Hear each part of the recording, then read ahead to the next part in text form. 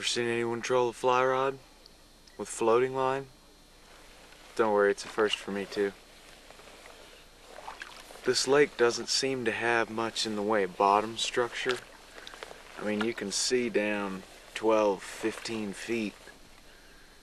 And I've been over one bed of, for lack of a better word, I'll call it hydrilla, that I think is probably the type of stuff that they're hanging out in, but otherwise the floor just seems like it's a vast wasteland.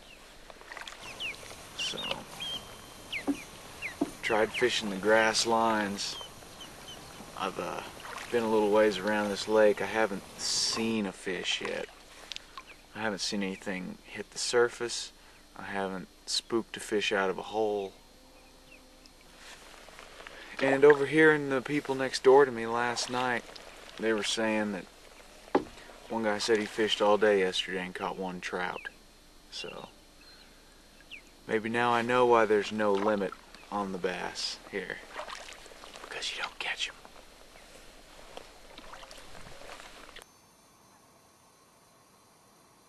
It's like a tree floating in infinite space. That's pretty sweet. That was worth coming out here for all on its own. It's the starship tree.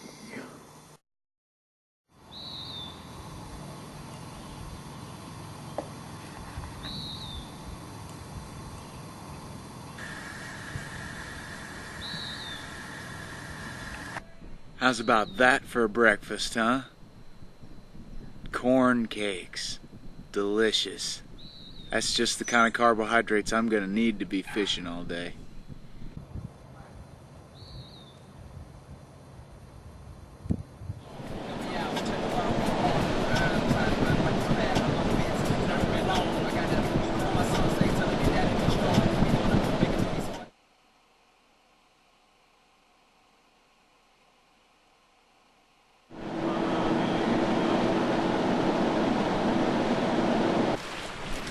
Finally made it to the lakes I was trying to get to. It's about 1:30 in the afternoon, Pacific Coast time.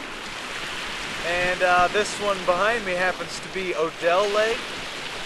But the wind's really strong. Trees come right up to the bank. There's no way I'm getting my canoe out in this stuff. I think there's half a dozen more lakes between here and Eugene. I'm probably gonna have to pick another one.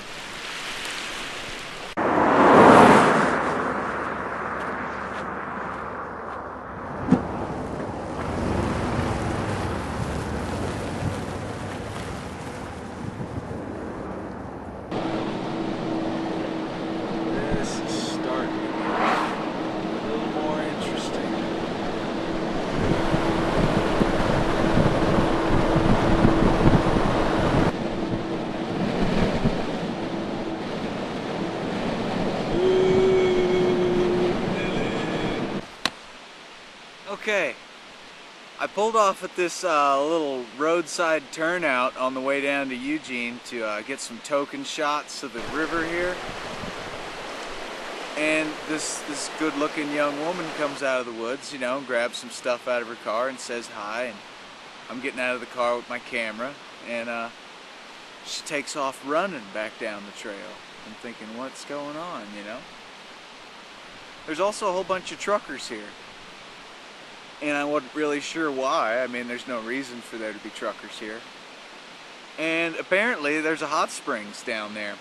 And I don't know if everyone in it's naked, but I know that that woman went down there and stripped down naked and jumped in as I was coming down the trail. So I really don't know what to do. I know I need to get some fishing in today.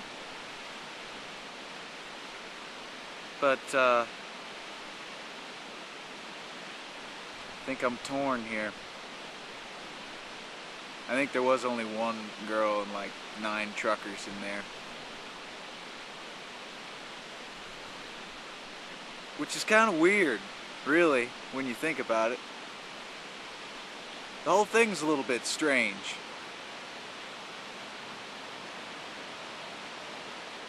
say my odds are pretty slim.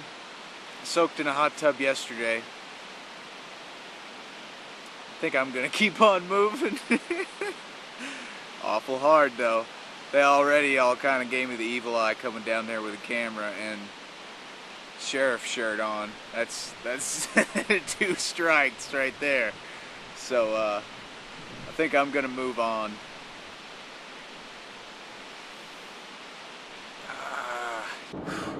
Sure am glad I didn't go down to those hot springs. Would have really cut into my fishing time. In all actuality though, that water was really, really hot. And I didn't notice it when I got in, but it kind of snuck up on me.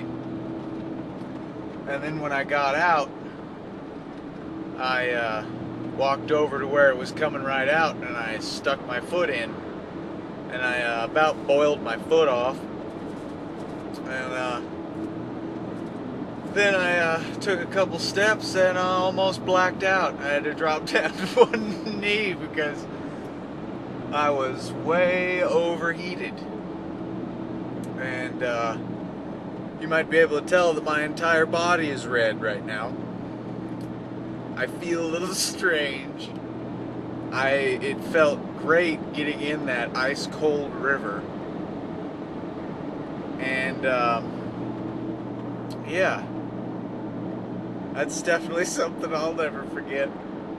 Woo! I am super relaxed though. Oh my God.